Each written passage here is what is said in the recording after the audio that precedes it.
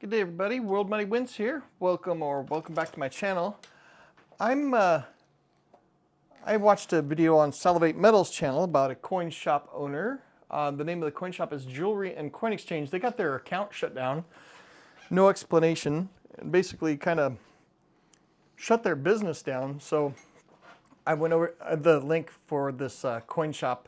Their video explaining the situation was in Sal's description, so I'm going to put it in the description of mine.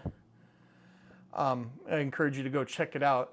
So there's banks that are closing people's accounts. We're not really sure why.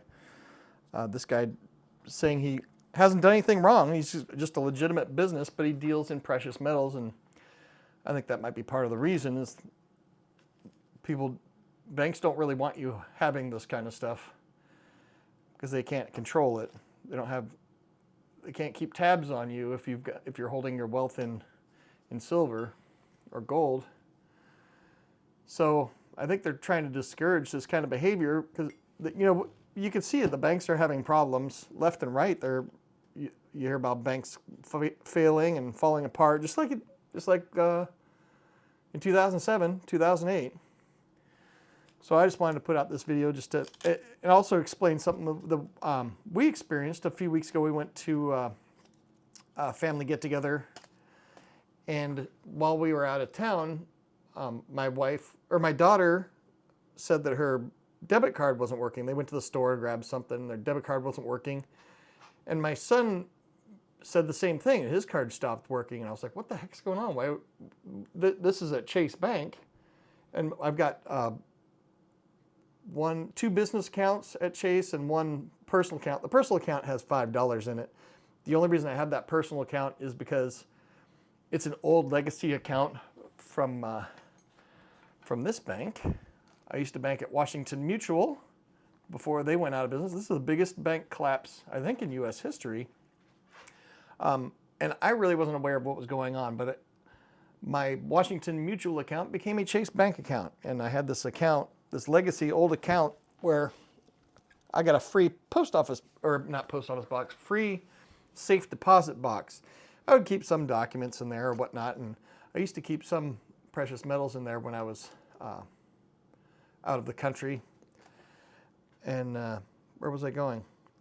Oh yeah, so my daughter had an account there. My son has an account at Chase, and they got their accounts when they were little kids, just teaching them about banking. My daughter's 17 years old, just a high school student. And so we went to the bank to see what's going on, why their stuff's locked up.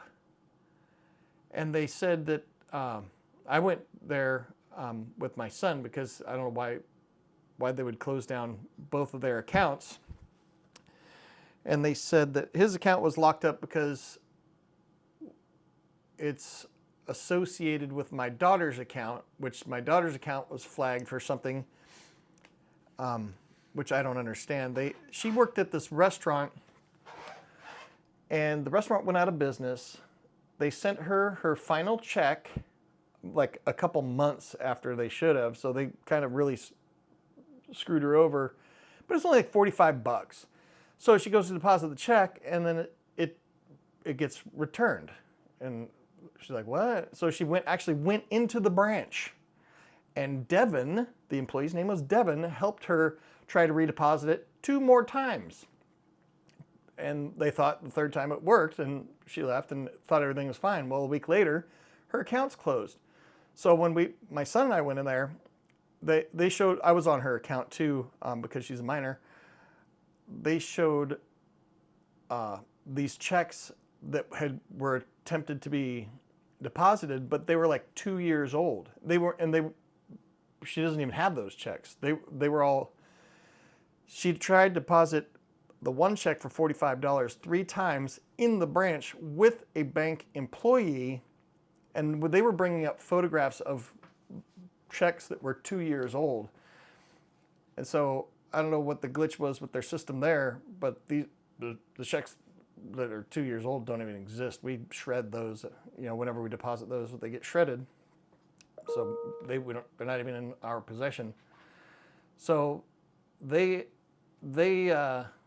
canceled her account my daughter's account. They restored my son's account, and I was like, this is just super weird. So it's important to have some cash outside the system, also for this kind of stuff. And I think you're going to see more and more of this stuff, this weirdness with the banks, where they're closing people's accounts for whatnot, and who knows.